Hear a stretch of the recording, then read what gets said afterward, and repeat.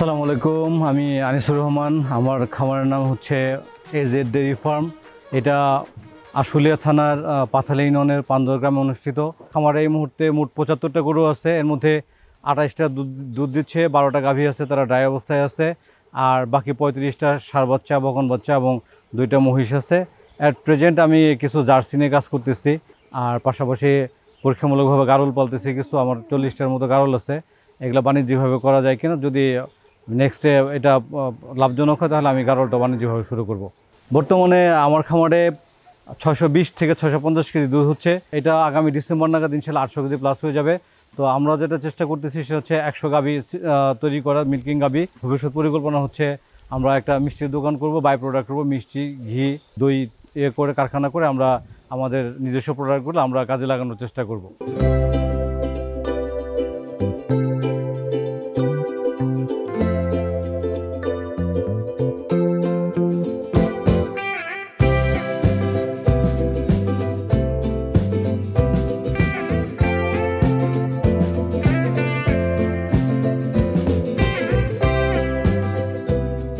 কৃষির সাথে কত বছর ধরে আছেন আপনারা? বাণিজ্যিকভাবে যে মাছ পালন, মুরগি পালন, গরু পালন, এটা যদি বলেন আমরা 92 সাল থেকে, মানে আমার বাবা 92 সালে বাণিজ্যিকভাবে মুরগি চাষ শুরু করেছিলেন। উনি বর্তমানে সাভার উপজেলা পোল্ট্রি অ্যাসোসিয়েশনের প্রেসিডেন্ট।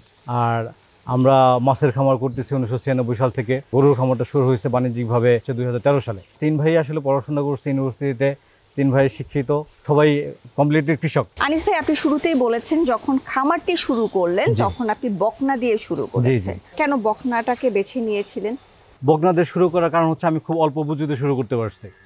প্রথম কথা, মানে আমার পুঁজি ধরেন 11টা বকনা কিনতে আমার মনে হয় 2013 সাল থেকে 2016 সালের মধ্যে আমি 11টা বকনা বাচ্চা কিনছি। এটা আমার টোটাল খরচ ছিল হচ্ছে ধরেন 6 লাখ টাকার মতো, 6 থেকে 7 লাখ টাকার মতো ছিল। হ্যাঁ, যদি 11টা গাভী কিনতে যেতাম আমার 33 লাখ টাকা খরচ হতো ওই সময়, বা ধরেন 30 লাখ টাকা খরচ হতো। সেক্ষেত্রে আমি অল্প পুঁজিতে শুরু করতে পারছি।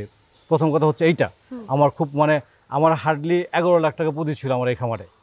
হ্যাঁ, আর দ্বিতীয় নম্বর কথাটা হচ্ছে ধরেন জাত উন্নয়নের যে কাজটা, যেহেতু আপনি রেডি বকনা পাচ্ছেন না, মানে তার ব্লাড লাইন আপনি জানেন না, সেহেতু আপনাকে তাকে ধরেন জিরো থেকে স্টার্ট করতেছেন, এরকম একটা কনসেপ্ট থেকে আপনার শুরু করতে হবে। সেক্ষেত্রে ধরেন আপনি যদি ফার্স্ট টাইমে তাকে একটা ভালো বীজ দিয়ে দেন, তাহলে ফার্স্ট টাইমে আপনি ভালো একটা পাচ্ছেন, বাচ্চা পাচ্ছেন, ভালো ব্লাড লাইন ক্যারি করতেছে এরকম একটা বাচ্চা পাচ্ছেন। আর ধরেন গাভী কিনে নিয়ে আসলেন, তার সাথে যে বাচ্চাটা আসছে, এই বাচ্চাটা আপনি 2 বছর পালার পরে যখন সে মা হইলো তখন আপনি দেখলেন যে তার পারফরমেন্স ভালো না। তো সেক্ষেত্রে যে আপনি রিস্কটা নিলেন, 2 বছর খরচ করলেন, গাভীটা আপনি ধরেন 3 লাখ টাকায় কিনলেন। এর চাইতে যদি আপনি একটা বকনা বাচ্চাতে শুরু করেন, ধরেন যেটা 70,000, 80,000, 1 লাখ টাকা বর্তমানে ভ্যালু আছে, 100% ফ্রিজেনের বীজ দিলেন। বীজ দেওয়ার পর তার যে বাচ্চাটা আসলো, বাচ্চাটা কিন্তু আপনার রেকর্ডের বাচ্চা হয়ে গেল, তার পেডিগ্রি সম্পর্কে আপনার ধারণা আছে, তো সে নিঃসন্দেহে ভালো হবে। হ্যাঁ, যার জন্য এইখানে সময় এবং মূলধন দুইটাই আপনার সাশ্রয় হবে। হ্যাঁ, আর আরেকটা বিষয় হচ্ছে ধরেন বাজার থেকে কালেক্টেড গরুগুলো ইমিউনিটি ভালো থাকে না, তাদের রোগ প্রতিরোধ ক্ষমতা কম থাকে, তারপর হচ্ছে কনসেপশনের ঝামেলা থাকে, তাদের খাদ্যাভ্যাস ভালো থাকে না। তো এই সমস্ত বিষয় মিলে ওগুলো আরও অনেক বেশি সমস্যা তৈরি করে। যার জন্য বেস্ট হচ্ছে আপনার কম বিনিয়োগে বকনা থেকে শুরু করা। আপনি বীজের কথা বলছিলেন, ভালো বীজ বলতে আসলে আমরা কি বুঝি? ভালো বীজ কোথায় পাওয়া যাবে? কোন কোম্পানির ব্যবহার করা উচিত বলে আপনি মনে করেন? জাত উন্নয়নের জন্য আপনাকে ভালো সিমেন্ট ব্যবহার করতে হবে। ভালো সিমেন্ট অর্থ হচ্ছে যে সে 100% ফ্রিজিয়ান হতে হবে। তারপর হচ্ছে তার পেডিগ্রি জানা, ধরেন উলানের স্ট্রাকচার কেমন হবে, তার পায়ের স্ট্রাকচার কেমন হবে, তার বডির সাইজ কেমন হবে, তার ল্যাকটেশন পিরিয়ডে কতটুকু দুধ দেবে, এই সমস্ত বিষয়গুলো আপনারা ধরেন, তার ম্যাস্টাইটিসের প্রবণতা কেমন থাকবে, বাচ্চার ওয়েট কেমন হবে, এই যে হুপস কেমন হবে, এই যে সব বিষয়গুলো, এই বিষয়গুলো মিলাই হচ্ছে একটা সারের যে আপনার বৈশিষ্ট্য, এর উপর ভিত্তি করে হচ্ছে একটা বীজটা নির্বাচন করতে হয়। তো আমাদের দেশে লিমিটেশন আছে অনেকগুলা, যার জন্য এটা অনেক কঠিন। তো বর্তমান সময়ে আমার জানার মতে ব্র্যাক খুব ভালো করতেছে। ইম্পোর্টেড বুলগুলো আছে 332, 339, 342, এই সিরিজের বুলগুলো বেস্ট আমার দৃষ্টিতে। আমার কাছে 184, 185, 183 বাচ্চাও আছে, তাদের পারফরমেন্সও বর্তমানে অনেক ভালো। তো বেসরকারি সিমেন্ট ইউজ করলে আমি বলবো ব্র্যাক ইউজ করার জন্য, ব্র্যাকের 100% যে বুলগুলো আছে। আর যদি সরকারি ইউজ করতে চান অবশ্যই তার ব্র্যাকের চেয়েও ভালো, তবে তাদের কনসেপশন রেট একটু কম হবে। যদি এটা কম্প্রোমাইজ করে আপনি করতে চান দেন ওইটা অবশ্যই করবেন।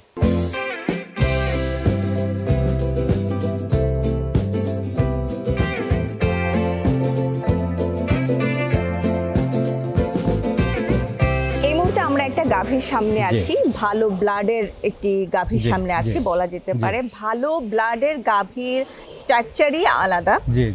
সেক্ষেত্রে এখন যেটি আছে আমাদের সামনে, আপনি বলছেন 87-র উপরে আছে পার্সেন্টেজ, প্রায় 90-এর কাছাকাছি আছে। F3 তো তাই হওয়ার কথা। এটা হচ্ছে এবিএস এর হ্যামারের বাচ্চা। আচ্ছা। আর এর মা হচ্ছে এবিএস এর ব্রুটের বাচ্চা। আর তার মা হচ্ছে সরকারি, তার মা কালেক্টর ছিল, মানে এর নানি কালেক্টর ছিল। আমি সংগ্রহ করছি যে বকনাগুলো কিনছিলাম শুরুতে, সেই বকনাগুলার একটা বকনা ছিল। তো সেক্ষেত্রে তার নানির তথ্য জানি না। তো সেদিক থেকে সে ধরেন অ্যাটলিস্ট থার্ড বা ফোর্থ জেনারেশনের, মানে প্রিভিয়াসটা যদি আমি সেকেন্ড জেনারেশন ধরি তাহলে এটা ফোর্থ জেনারেশনের ফ্রিজিয়ান আর কি। আর আমার এখানে রেকর্ড অনুযায়ী সে থার্ড জেনারেশনের ফ্রিজিয়ান। এই গরুটার বয়স হচ্ছে আপনার 24 মাস। তো এই গরুটা বাচ্চা দিচ্ছে হচ্ছে 1 মাস প্লাস। এই গরুটা বর্তমানে আপনার 30 কেজি প্লাস দুধ দিচ্ছে। আর গরুর বৈশিষ্ট্য আসলে দেখেন আপনার, আমাদের দেশের লোকজন যেটা করে সেটা হচ্ছে যে গরুর উলান দেখে কতটা সামনে ঝুলে আছে, হ্যাঁ, কিন্তু তার উলানের স্ট্রাকচারটা দেখেন খুব কম্প্যাক্ট উলান। হ্যাঁ, এই উলান যখন আপনার মিল্কিং করবে, মিল্কিং করার পরে এটা যদিও সকালে 5:20 মিল্কিং করছে, উলানটা আরও চেপে যাবে। আর এই ধরনের উলানগুলো পিছনের দিকে থাকে, ঝুলানো থাকে না, সামনের দিক থেকে এটা খুব একটা দেখা যায় না, এটা ভিতরের দিকে উলান বেশি থাকে। এই উলানটার বড় সুবিধা হচ্ছে এই ধরনের উলানে আপনার ম্যাস্টাইটিসের প্রবণতা খুব কম থাকে। আচ্ছা। এবং যদিও ম্যাস্টাইটিস হয় খুব দ্রুতই, মানে অ্যান্টিবায়োটিক দিলে খুব দ্রুতই এটা ঠিক হয়ে যায়, আর সেরে যাবার সুযোগ থাকে। সেরে যাওয়ার সুযোগ থাকে। আর ধরেন তার পায়ের গঠন যদি দেখেন, পাগুলা বেশ মজবুত অবস্থায় আছে, তার শির দ্বারা আপনার একদম স্ট্রেট, মানে ত্রিভুজ আকৃতি, তার যে আকৃতি সেটা ঠিক আছে। তার মাথার সাইজ দেখেন, আপনার কানের সাইজ, লেজের যে দৈর্ঘ্য, সবকিছু মিলায় সে মোটামুটি ধরেন ভালো মানের একটা ফ্রিজিয়ানের যে বৈশিষ্ট্য সবকিছুই ক্যারি করে সে। হিপ বোন, পিন বোনটাও খেয়াল করা হয়ে থাকে। আর আরেকটা হেলথ ইস্যু দেখেন তার, মানে তার 23 মাস বয়সে ওজন আপনার 400 কাছাকাছি, 400 হবে না। তো যে জিনিসটা সেটা হচ্ছে তার হেলথ কন্ডিশন, যেটা দেখতেছেন বিসিএস, এটা কিন্তু একটা আদর্শ হেলথ কন্ডিশন দুধের গাভীর জন্য। আমি একটু প্রশ্ন করতে চাই আনিস ভাই, এই যে ওজনটার কথা বলা হয়ে থাকে, এই ওজনটা কেন বলি আমরা, বলেন? এই বিষয়টা আমি ক্লিয়ার করি। সেটা হচ্ছে যে ধরেন আপনার ফ্রিজিয়ান পার্সেন্টেজ যত বাড়বে, ধরেন আমরা জেবু টাইপ, যেটা আমাদের দেশি গরু বা শাহিওয়াল থেকে যেগুলো শুরু করছি, ধরেন 1.5 থেকে 200 কেজি বা 250 কেজি ওজনের গরু ছিল। তো এর মধ্যে ফ্রিজিয়ান ব্লাড লাইন যত উপরের দিকে যেতে থাকবে, গরুর বডি ওয়েট তত বাড়তে থাকবে। হ্যাঁ, ওজন বাড়তে থাকবে। মানে ধরেন F1 যদি 300 কেজি হয়, F2 যা হয়ে যাবে 350 কেজি, F3 হয়ে যাবে 400 450 কেজি, F4 হয়ে যাবে 450 500 কেজি। হ্যাঁ, এবং সেক্ষেত্রে ধরেন তার এই অনুযায়ী ধরেন আপনি তাকে ইনসিমিনেট কত সময়, মানে কত ওজনে করবেন, একটা ইম্পর্টেন্ট বিষয়। ধরুন আমি আমার বকনাগুলোকে এখন চেষ্টা করি হচ্ছে 250 থেকে 300 কেজি ওজনে আসতে তারপর ইনসিমিনেট করার। হ্যাঁ, তো সেক্ষেত্রে ধরুন আপনার যখন ফ্রিজিয়ান ব্লাড লাইন বাড়তে থাকবে, তখন ধরেন এটা হয়তো 300 আমাকে চলে যেতে হবে। এখন 250-তে যে গাভীগুলোকে বীজ দিচ্ছি, বকনাগুলোকে, এটা 250-তে দিতে পারবো, 300-তে শুরু করতে হবে।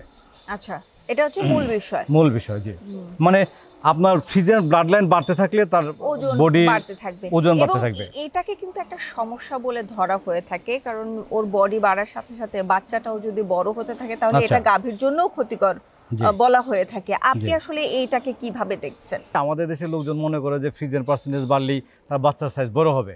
হ্যাঁ, কিন্তু বর্তমান সময়ে জেনোমিক টেস্টের যে ভুলগুলো আসতেছে, সারগুলো আসতেছে, এই সারগুলোতে আমরা যেটা ডিক্লেয়ার করি সেটা হচ্ছে তার বাচ্চার ওয়েট হবে 25 থেকে 35 কেজির মধ্যে। এবং আমি এবিএসের যে সিমেন্টগুলো ব্যবহার করতেছি, তার বাচ্চার এভারেজ সাইজ হচ্ছে 32 কেজি। আচ্ছা, তো সেক্ষেত্রে ধরেন যে ভালো বীজ বললাম, ভালো বীজ যদি আপনি ব্যবহার করেন তাহলে বাচ্চা ওভার সাইজ হওয়ার কোনো সম্ভাবনা নাই।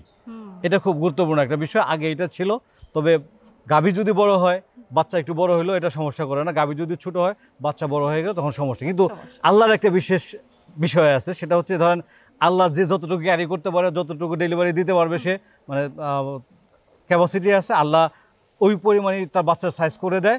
এবং দুই একটা অ্যাক্সিডেন্টাল কেস যেটা ঘটতেই পারে, এটা এক ধরনের মিথ যে বাচ্চা বড় হয়ে যাবে, করা যাবে না, এই না সে না, কিছু হেল্প লাগতে পারে। এটা হেল্প ধরেন একটা খামারি, তার এতটুকু জ্ঞান থাকা উচিত যে কীভাবে হেল্প করতে, একটা গাভীকে ডেলিভারির সময় হেল্প করতে, এটুকু করলে যথেষ্ট।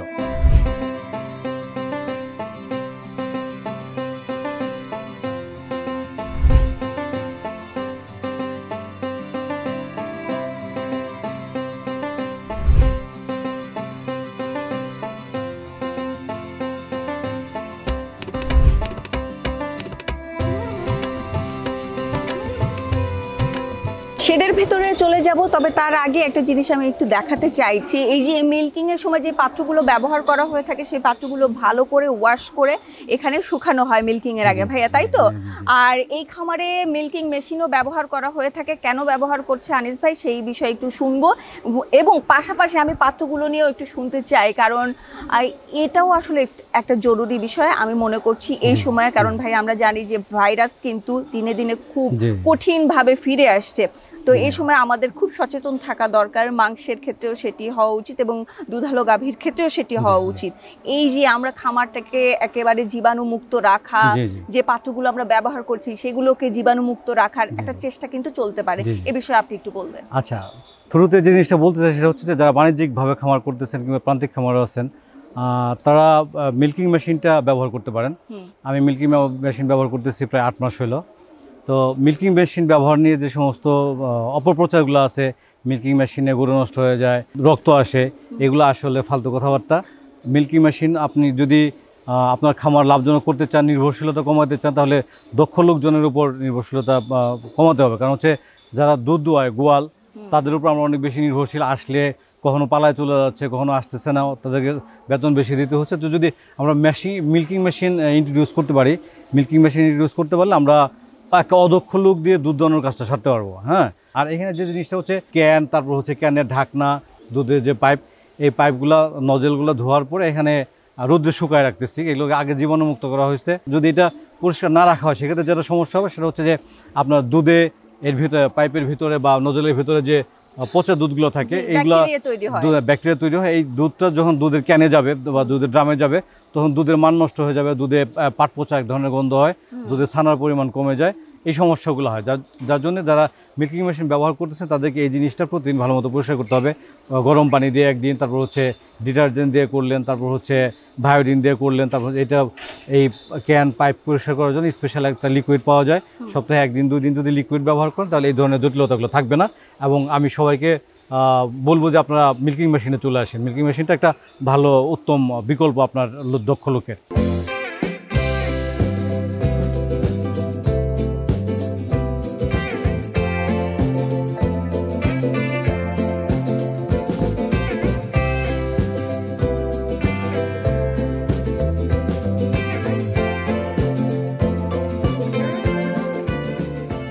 আচ্ছা, এগুলো সম্পর্কে একটু শুনি, বয়স, জেনারেশন একটু পরিচয় করিয়ে দেবেন। আচ্ছা, সেটা দিচ্ছি।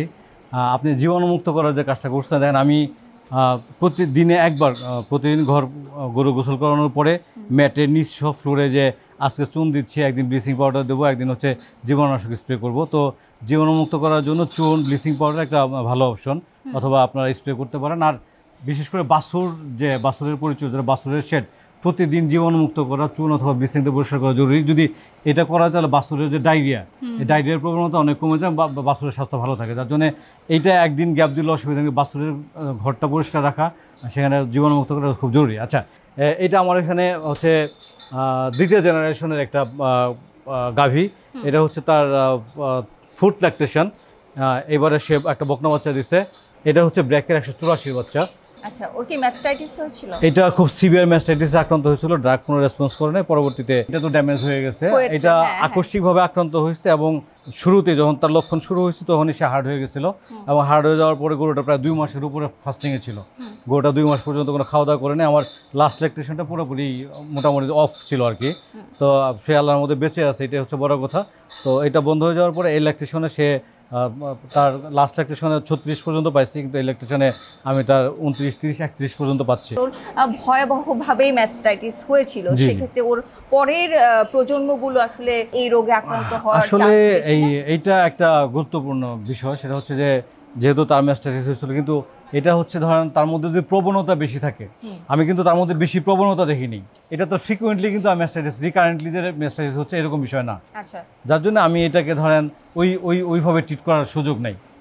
তার শারীরিক অবস্থা এবং সে যদি বাচ্চা ধরে তাহলে তার ধরেন আরও 2-4 ল্যাকটেশন পাওয়া যাবে নিঃসন্দেহে, কারণ সে ফিজিক্যালি অনেক ফিট এবং ওভার হেলদি বলা চলে সে। কারণ মিল্কিং কাওয়ার স্বাস্থ্যের অবস্থা এরকম থাকা উচিত। আর একটু সে লাস্ট ল্যাকটেশনে যেহেতু দীর্ঘ সময় রেস্টে ছিল, যার জন্য তার হেলথ কন্ডিশনটা বেশি ভালো হয়ে গেছে। এটা আমাদের কাম্য না, আরো কম থাকবে, এটা হচ্ছে আমাদের কাম্য। জি, এই যে আপনি একটা গুরুত্বপূর্ণ জায়গায় চলে এসেছেন যে ওজন আসলে বেশি হওয়া যাবে না একটি গাভীর ক্ষেত্রে, সেই ক্ষেত্রে হিটে আসা কনসিভ করানোটা একটু কঠিন হয়ে যায়। মূল বিষয় হচ্ছে এটি, ওজনের সাথে এগুলোর সম্পর্ক রয়েছে।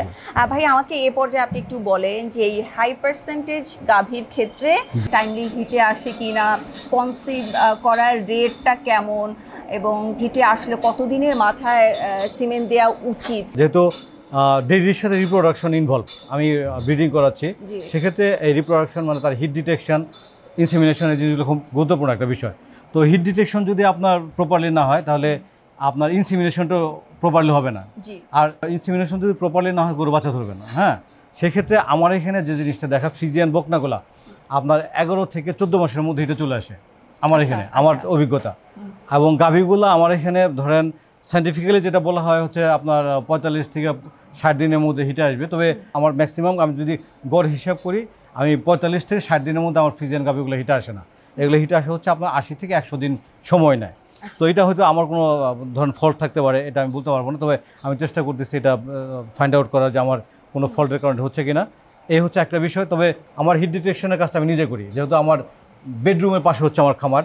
আমি প্রতিদিন রাত 11টা এবং আর্লি মর্নিং 4টার পরে 4:30টার দিকে আমি খামারে আসি।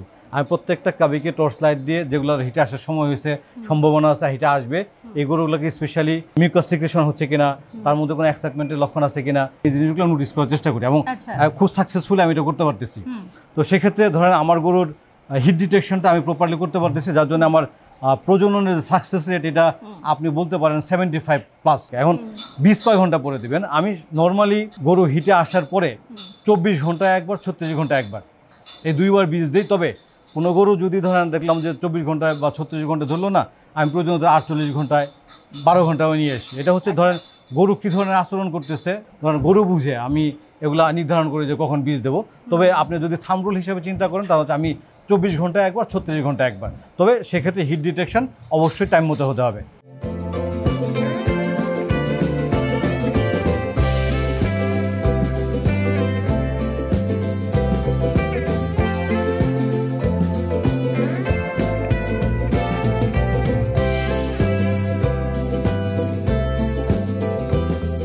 আচ্ছা, আপনি মিল্কিং করাচ্ছেন, 3 বেলা মিল্কিং করাচ্ছেন। দিনের বেলা মিল্কিং করানো এবং রাতে মিল্কিং করানোর মধ্যে একটা পার্থক্য দেখতে পাচ্ছেন ফ্যাটের ক্ষেত্রে। হ্যাঁ, সেটা কিভাবে কি হচ্ছে? মিল্কিং এর গ্যাপ যত বেশি হবে ফ্যাট তত কমে আসবে।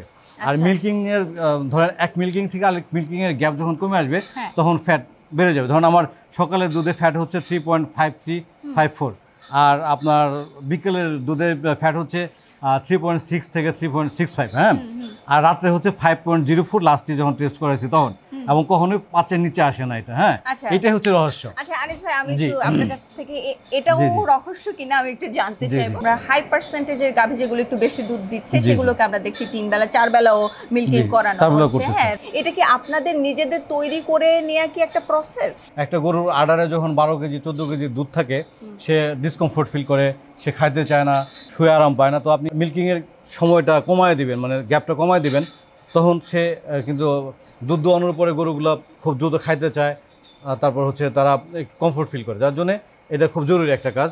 আর দ্বিতীয় যে বিষয়টা সেটা হচ্ছে যে আডারে যখন আপনার দুধ থাকে, দুধ বেশি সময় থাকলে এই ম্যাস্টাইটিসের প্রবণতা বাড়ে। আপনি যত ঘন ফ্রিকুয়েন্টলি মিল্কিং করবেন আপনার ম্যাস্টাইটিসের প্রবণতা গাভীগুলোতে তত কম দেখা যায়। যার জন্য দুইটা কারণ, একটা হচ্ছে গরুকে কমফোর্ট দেওয়া, আর একটা হচ্ছে ম্যাস্টাইটিসের প্রবণতা কমানো। আরেকটা ইস্যু আছে, সেটা হচ্ছে ধরেন আপনার গরুটা রাত্রেবেলা ম্যাস্টাইটিস আক্রান্ত হয়েছে, বিকালে সিমটম ছিল না, আপনি রাত্রে মিল্কিং করতে গেলে তখন এটা কিন্তু হবে, মানে ডিটেক্ট হবে যে সে ম্যাস্টাইটিস আক্রান্ত হচ্ছে, তাহলে আপনি তাহলে 12 ঘন্টা আগে ট্রিটমেন্ট দিতে পারতেছেন। হ্যাঁ, তাহলে 3টা মেজর বেনিফিট, একটা হচ্ছে গরু কমফোর্ট ফিল করে, একটা হচ্ছে ম্যাস্টাইটিসের প্রবণতা কমে, আর একটা হচ্ছে যদি আক্রান্ত হয়ে যায় তাহলে আপনি তাহলে দ্রুত ডায়াগনোসিস করতে পারতেছেন। এই 3টা বড় বেনিফিট আছে হচ্ছে 3বার বা 4বার মিল্কিং করার।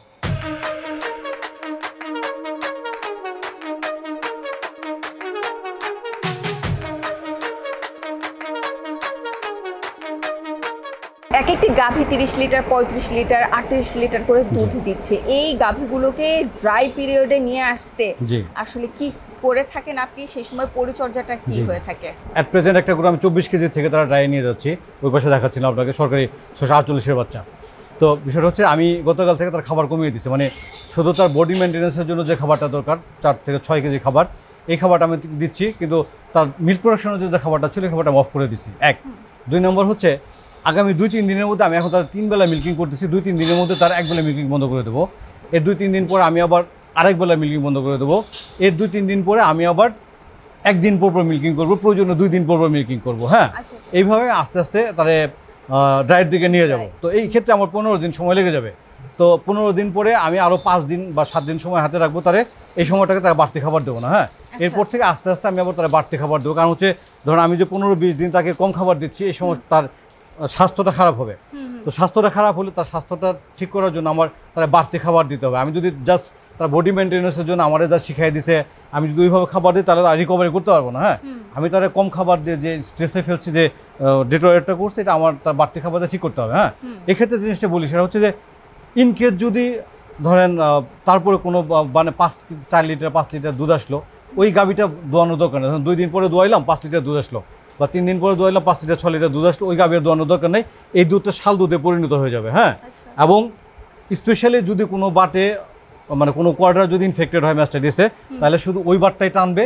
ওই বারটা টানার পরে ওই বারটা ধরেন যে অ্যান্টিবায়োটিক অবশ্যই একটা অ্যান্টিবায়োটিক দেবে, এবং ওই অ্যান্টিবায়োটিকটা চলাকালীন সময় যে কদিন চলবে ওই বারটা শুধু যে বারটা আক্রান্ত ওই বারটার দুধটা টেনে ফেলে দেবে। হ্যাঁ, প্রতিদিন এর মধ্যে অ্যান্টিবায়োটিক চলতেছে, ওই বারটা দুধ ফ্রেশ হয়ে যাবে, তখন এই বারটা দুধ দোয়ানো বন্ধ করে দেবে। এখন যে জিনিসটা ইম্পর্টেন্ট সেটা হচ্ছে যে দুধ ড্রাই করার প্রক্রিয়া শুরু হওয়ার সাথে সাথে প্রতিদিন সকালে একবার বিকেলে একবার উলান হাত দিয়ে খেয়াল রাখতে হবে, কোনো একটা কোয়ার্টার বড় দেখা যাচ্ছে কিনা, ফুলছে কিনা, লাল হয়েছে কিনা, কিংবা অসমান কিনা, শক্ত কিনা, এই জিনিসগুলো খেয়াল রাখতে হবে। এটা বাচ্চাদের আগ পর্যন্ত খেয়াল রাখলে ধরেন যদি এরকম হয় তাৎক্ষণিক ব্যবস্থা নিতে হবে, অ্যান্টিবায়োটিক দিতে হবে, কিন্তু দুধ বন্ধ করে দিতে হবে, দুধ অবশ্যই বন্ধ করতে হবে। আমাদের দেশে একটা মিথ আছে, গরু পেটে বাচ্চা থাকলে তাই খাবার দিলে বাচ্চা বড় হয়ে যাবে। হ্যাঁ, কিন্তু আসলে যেটা বিজ্ঞান, যেটা বাস্তব, সেটা হচ্ছে যে একটা গরু পরের প্রোডাকশনে পরের বার বাচ্চা দেওয়ার পরে কতটুকু দুধ দেবে, কেমন দুধ দেবে, এই জিনিসটা নির্ধারিত হয়ে হচ্ছে তার যে ড্রাই পিরিয়ড 2 মাস 2.5 মাস সময়, এই ড্রাই পিরিয়ডে তার হেলথ কন্ডিশন কী থাকে, তার পুষ্টির সাপ্লাই কেমন থাকে,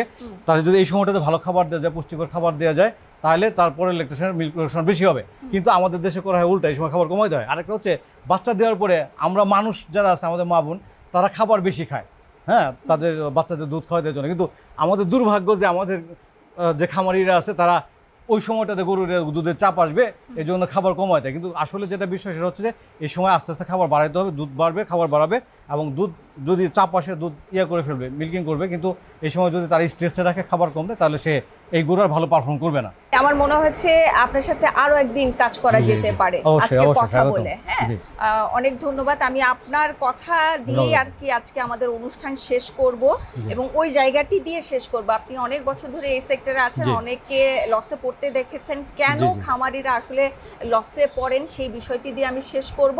তবে এই মুহূর্তে আমি আমার দর্শকদের কাছ থেকে বিদায় নিয়ে নিচ্ছি। সবাই ভালো থাকবেন, আমার কাছ থেকে বিদায় নিচ্ছি। জি আনিস ভাই। লসে পড়ার প্রথম কারণটা হচ্ছে যে গরু কিনতে যে ঠকে, রাখালের উপর নির্ভরশীলতা, এবং জাত উন্নয়ন করতে ব্যর্থ হয়, এবং একটা গরু কতটুকু দুধ দেবে অপটিমাম যে দুধটা মানে সর্বোচ্চ দুধটা সে পায় না, কারণ হচ্ছে তার খাদ্য ম্যানেজমেন্ট ঠিক নেই। খাদ্য ম্যানেজমেন্ট ঠিক থাকার না কারণে সে ভালো প্রোডাকশন পাচ্ছে না, এই কারণে আসলে মেনলি লস করে। কারণ আপনি আরো অনেক খামারের সাথে কথা বলছেন, আপনি আরো ভালো বলতে পারবেন যে, তো আমি আপনার সকল কোনটি সঠিক তথ্য কোনটি ভুল তথ্য সেই জায়গাতেও একটা গ্যাপ থাকার কারণেও লসে পড়তে হয়। জি।